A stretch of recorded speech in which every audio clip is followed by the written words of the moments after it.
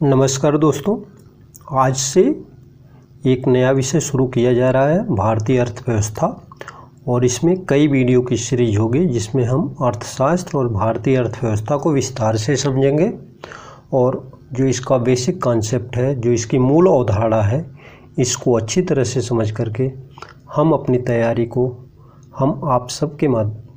आप सबकी जो तैयारी है, जो कॉम्पिटिटिव एग्ज़ाम्स हैं, जो प्रतियोगिता परीक्षाएं हैं, उसमें आपकी तैयारी को एक मुकम्मल रूप, एक सही दिशा देने का प्रयास करेंगे। तो आइए दोस्तों शुरू करते हैं। आज का टॉपिक है भारतीय अर्थव्यवस्था। इसमें हम पहले जानेंगे कि अर्थशास्त्र क्या है। जैसा कि अर्थ माने होता है धन, तो जो धन का शास्त्र है उसे ही अर्थशास्त्र कहा जाता है। अर्थशास्त्र यानी कि इकोनॉमिक्स। अर्थशास्त्र सामाजिक विज्ञान की वह शाखा है जिसके अंतर्गत वस्तुओं और सेवाओं के, यानी इसमें दोनों है, वस्तुओं और सेवाओं के उत्पादन, वितरण, विनिमय और उपभोग का अध्ययन किया जाता है। अर्थशास्त्र शब्द संस्कृत शब्दों अर्थ अर्थात धन और शास्त्र की संधि से बना है, जिसका शाब्दिक अर्थ है कि धन का अध्ययन, यानी अर्थशास्त्र का अध्ययन धन का अध्ययन से संबंधित है। चलिए और आगे बढ़ते हैं। अर्थशास्त्र का शाब्दिक अर्थ है धन का शास्त्र। धन का शास्त्र अर्थात धन के अध्ययन के शास्त्र को अर्थशास्त्र कहते हैं। अर्थशास्त्र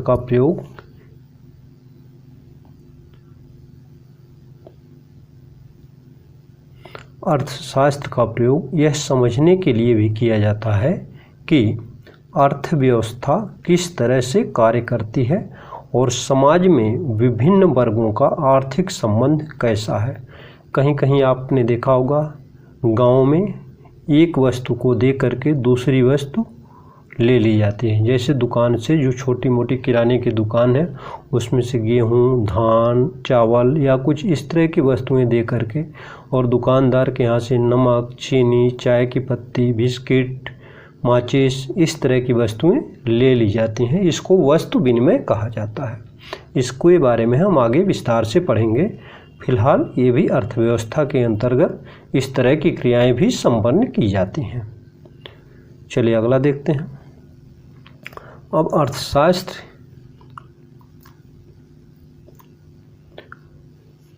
अर्थशास्त्र एक विज्ञान है जो मानव व्यवहार का अध्ययन, उसकी आवश्यकताओं यानी कि इच्छाओं एवं उपलब्ध संसाधनों के वैकल्पिक प्रयोग के मध्य संबंध का अध्ययन करता है। यानी कि मानव व्यवहार के अंतर्गत अब जो संसाधन है, जो आवश्यकताएं हैं और जो संसाधन है, उसमें किस प्रकार से इंटरेक्शन होता है, इसका अध्ययन अर्थशास्त्र में किया जाता है। प्रसिद्ध अर्थशास्त्री एडम स्मिथ ने 1776 में प्रकाशित अपनी पुस्तक वेल्थ ऑफ नेशंस में अर्थशास्त्र को धन का विज्ञान माना है। एडम स्मिथ ने, जो कि एक प्रसिद्ध अर्थशास्त्री हैं इंग्लैंड के, इन्होंने अपनी पुस्तक वेल्थ ऑफ नेशंस में अर्थशास्त्र को धन का विज्ञान माना है। डॉक्टर मार्शल ने 1890 में प्रकाशित अपनी पुस्तक अर्थशास्त्र के सिद्धांत प्रिंसिपल्स ऑफ इकोनॉमिक्स में अर्थशास्त्र की कल्याण संबंधी परिभाषा देकर इसको लोकप्रिय बनाया। फिर ब्रिटेन के प्रसिद्ध अर्थशास्त्री लॉर्ड रॉबिन्स ने 1932 में प्रकाशित अपनी पुस्तक an essay on the nature and significance of economic science में अर्थशास्त्र को दुर्लभता का सिद्धांत माना। आधुनिक अर्थशास्त्री सैमुएल्सन ने अर्थशास्त्र को विकास का शास्त्र, साइंस ऑफ ग्रोथ, कहा है।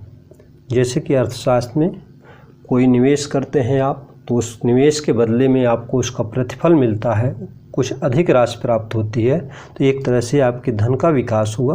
तो अर्थशास्त्र को विकास का शास्त्र कहा। आधुनिक अर्थशास्त्री कपिल आर्य ने अपनी पुस्तक अर्थमेधा में अर्थशास्त्र को सुख के साधनों का विज्ञान, यानी कि अर्थशास्त्र ऐसा विज्ञान है जो सुख के साधनों की खोज करता है या सुख के साधनों को प्राप्त करने का मार्ग प्रशस्त करता है। अब है अर्थशास्त्र का महत्व, इम्पोर्टेंस ऑफ इकोनॉमिक्स। अर्थशास्त्र का सैद्धांतिक महत्व है और इसका व्यवहारिक महत्व है। सैद्धांतिक महत्व क्या है, इससे हम क्या सीख सकते हैं, तो देखिए, इससे विधि ज्ञान हेतु, इससे हम जो भी नियम है उत्पादन, वितरण, उपभोग, विनिमय, यानी जो भी आर्थिक क्रियाएं हैं वे किन नियमों पर आधारित हैं, इनके बारे में हमें जानकारी प्राप्त होती है। इससे हमारे ज्ञान में वृद्धि होती है। सिद्धांतों में हम और वृद्धि कर सकते हैं। तर्क, जब आपके पास जानकारी होती है तो आप किसी से सही दिशा में और सही तथ्यों के साथ तर्क वितर्क कर सकते हैं।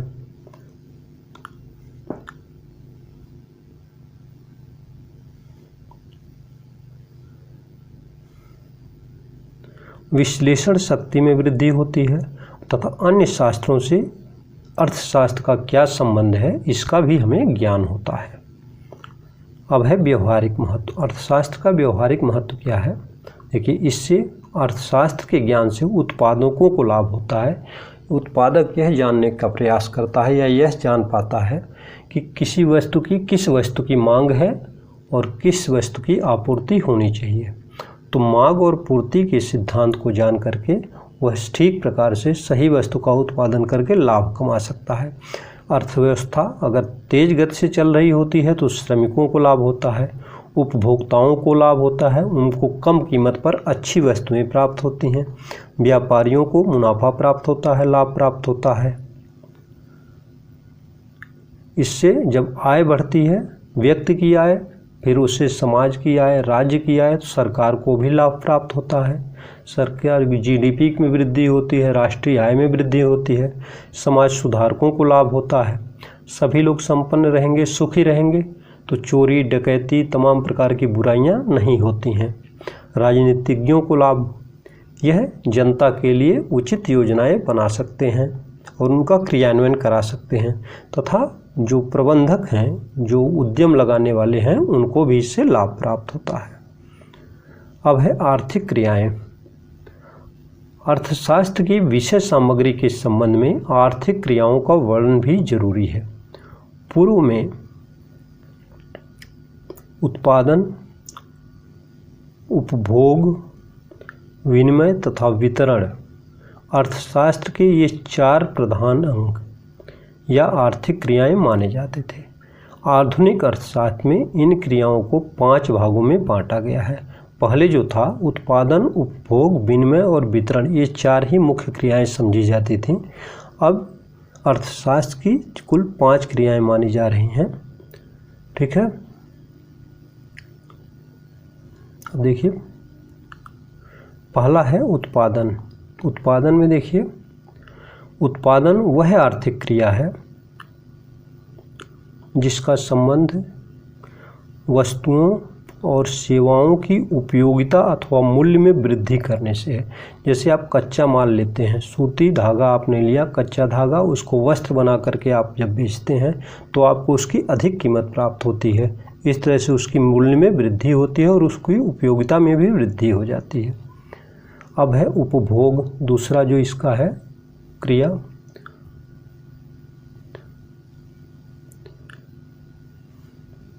व्यक्तिगत या सामूहिक आवश्यकता की संतुष्टि के लिए वस्तुओं और सेवाओं की उपयोगिता का उपभोग किया जाना।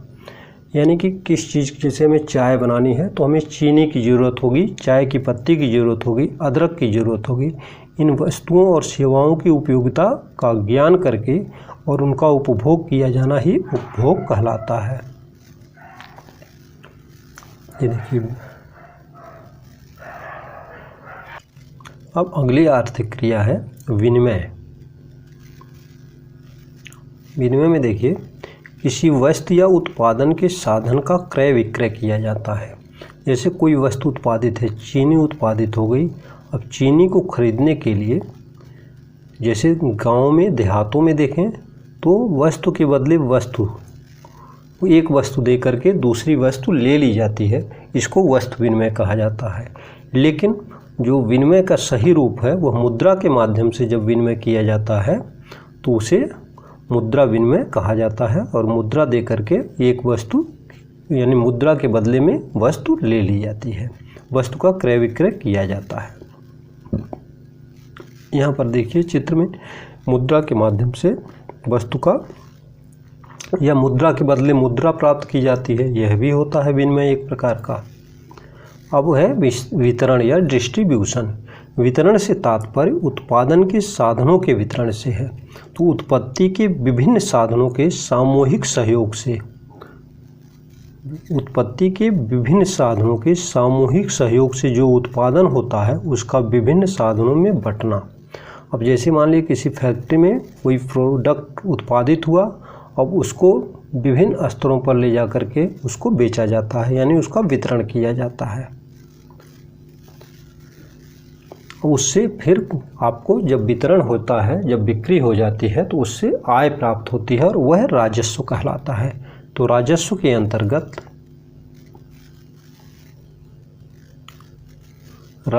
अंतर्गत लोक व्यय, लोक आय, लोक ऋण, वित्तीय प्रशासन आदि से संबंधित समस्याओं का अध्ययन किया जाता है। चलिए और आगे बढ़ते हैं। और आर्थिक क्रियाओं के उद्देश्य के आधार पर 1933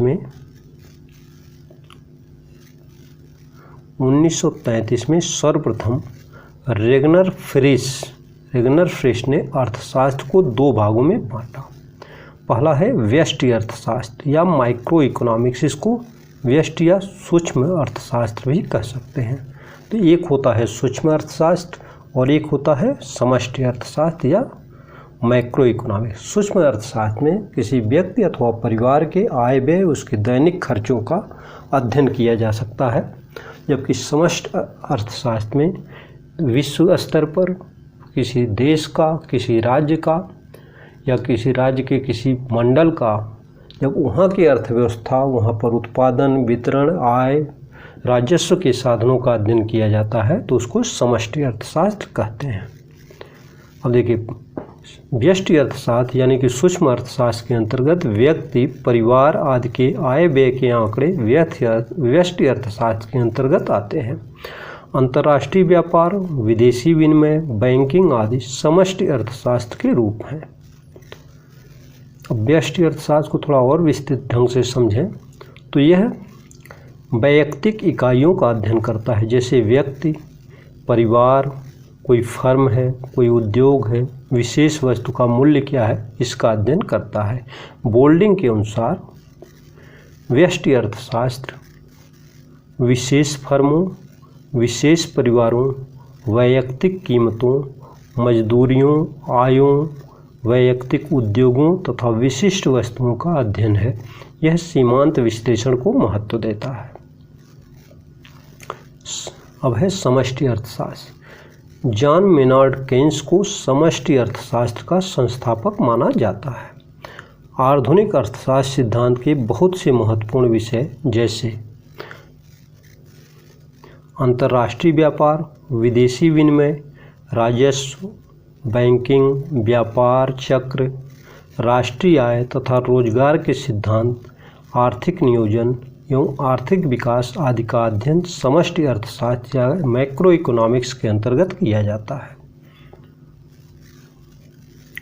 बोल्डिंग के शब्दों में समष्टि अर्थशास्त्र का वह भाग है जो अर्थशास्त्र के बड़े समूहों और औसतों का अध्ययन करता है, न कि उसकी विशेष मदों का। वह इन समूहों को उपयोगी ढंग से परिभाषित करने का प्रयत्न करता है तथा इनके पारस्परिक संबंधों को जांचता है। संक्षेप में यही अर्थशास्त्र के अंग हैं। ठीक है।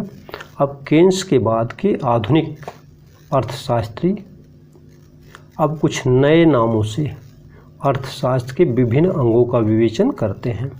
जैसे केन्स के बाद जो अर्थशास्त्री आए उन्होंने अर्थशास्त्र को अन्य नामों से उनका विवेचन किया, अर्थशास्त्र के अंगों को अलग अलग नाम दिया।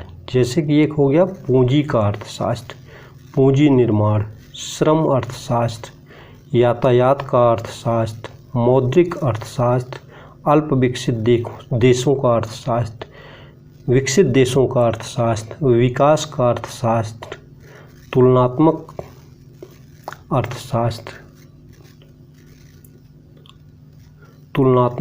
अर्थशास्त्र, और अंतर्राष्ट्रीय अर्थशास्त्र।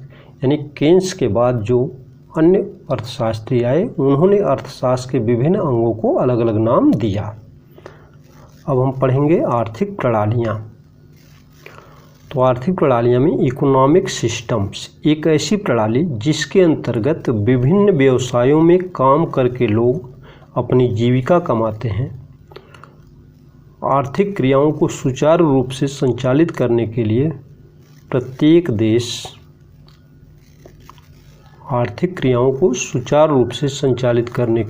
प्रत्येक देश अलग अलग आर्थिक प्रणाली अपनाता है। आर्थिक प्रणालियों को मुख्य रूप से 3 भागों में बांटा गया है। अब ये 3 प्रणालियाँ कौन कौन से हैं आइए देखते हैं। पहला है पूंजीवादी अर्थव्यवस्था यानी कि कैपिटलिस्टिक इकोनॉमी। दूसरा है समाजवादी अर्थव्यवस्था, सोशलिस्टिक इकोनॉमी। और थर्ड है मिश्रित या मिक्स्ड इकोनॉमी। अब हम इसको शार्ट में संक्षेप में एक एक करके समझ लेते हैं। आधुनिक आर्थिक प्रणालियों में समाजवाद तथा पूंजीवाद का सर्वाधिक उल्लेख हो रहा है। अब देखिए, पूंजीवादी अर्थव्यवस्था ऐसी अर्थव्यवस्था होती है जिसमें उत्पादन के साधनों पर निजी नियंत्रण होता है और जनता के पास चुनाव का विकल्प होता है। समाजवादी अर्थव्यवस्था में उत्पादन के साधनों पर राज्य का या सरकार का नियंत्रण होता है। मिश्रित अर्थव्यवस्था में जो उत्पादन के साधन हैं इसमें पूंजीवादी और समाजवादी दोनों अर्थव्यवस्थाओं के गुण पाए जाते हैं। आर्थिक नीतियाँ। प्रत्येक देश चाहे वह किसी भी आर्थिक प्रणाली के अंतर्गत काम करता है उसको विभिन्न आर्थिक समस्याओं जैसे गरीबी, धन व आय की असमानता, बेरोजगारी, मुद्रास्फीति व मंदी आदि का सामना करना पड़ता है। इन समस्याओं के समाधान के लिए वह विभिन्न नीतियों को अपनाता है। तो जो गरीबी, बेरोजगारी, असमानता, मुद्रास्फीति, मंदी आदि तमाम प्रकार की जो समस्याएं हैं, इन समस्याओं के समाधान के लिए देश विभिन्न प्रकार की नीतियों को अपनाता है और इन नीतियों को ही आर्थिक नीतियां कहा जाता है। अब प्रमुख आर्थिक नीतियां देखिए कौन कौन सी हैं। तो एक हो गया मौद्रिक नीति। अपने देश में मौद्रिक नीति कौन बनाता है? RBI बनाता है। राजकोषीय नीति, इसको वित्त विभाग बनाता है। कीमत नीति, आय नीति, वह रोजगार नीति की इम्प्लॉयमेंट कैसे दिया जाए, आर्थिक नियोजन, जो देश को आगे बढ़ाने के लिए कौन कौन सी योजनाएं बनाई जाएं। तो ये तमाम प्रकार की नीतियां हैं। कुछ प्रसिद्ध अर्थशास्त्री हैं, इनके समझ लेते हैं। Adam Smith, John Maynard Keynes, Karl Marx. प्रसिद्ध भारतीय अर्थशास्त्री ये कौन कौन से हैं देख लेते हैं। भारत की अर्थशास्त्र को जानने, समझने और प्रयोग में लाने की अपनी विशेष परंपरा रही है। यह दुख का विषय है कि प्राचीन एवं नवीन भारतीय अर्थशास्त्रियों की प्रमुख कृतियों का मूल्यांकन उचित रूप से अभी तक नहीं किया गया है और हमारे विद्यार्थी केवल पाश्चात्य अर्थशास्त्रियों एवं उनके सिद्धांतों को ही पढ़ते रहे हैं। ठीक है, किंतु प्राचीन भारत में भी एक से एक विद्वान अर्थशास्त्री रहे हैं। प्राचीन काल के आर्थिक विचारों को हम वेदों, उपनिषदों, महाकाव्यों, धर्मशास्त्रों, गृहसूत्रों, नारद, शुक्र, विदुर के नीति ग्रंथों और सर्वाधिक रूप से अगर देखें तो कौटिल्य के अर्थशास्त्र में हमें आर्थिक नीतियों और आर्थिक विचारों के बारे में जानकारी प्राप्त होती है। अब कुछ प्रमुख भारतीय अर्थशास्त्रियों के बारे में जान लेते हैं। तो दादा भाई नौरोजी 1825 में जिनका जन्म हुआ, महादेव गोविंद रानाडे 1842, रमेश चंद्र दत्त 1846, महात्मा गांधी 1869 में इनका जन्म हुआ, गोपाल कृष्ण गोखले 1866 में इनका जन्म हुआ, विश्वेश्वरैया 1861 में जन्म हुआ। बाबा साहब भीमराव अंबेडकर 1891 में, मनमोहन सिंह 1932, अमर्त्य सेन 1933 और नरेंद्र यादव 1950 में इनका जन्म हुआ। ये कुछ प्रमुख भारतीय अर्थशास्त्री रहे हैं। अब इसके आगे हम आर्थिक विकास और आर्थिक समृद्धि के बारे में पढ़ेंगे। अगर यह वीडियो आपको पसंद आया हो तो आप इसको लाइक कर लें, और अगर अभी तक आपने इस चैनल को सब्सक्राइब नहीं किया है तो प्लीज़ सब्सक्राइब कर लें तथा बेल आइकन दबाना बिल्कुल ना भूलें। आपका दिन शुभ रहे। धन्यवाद।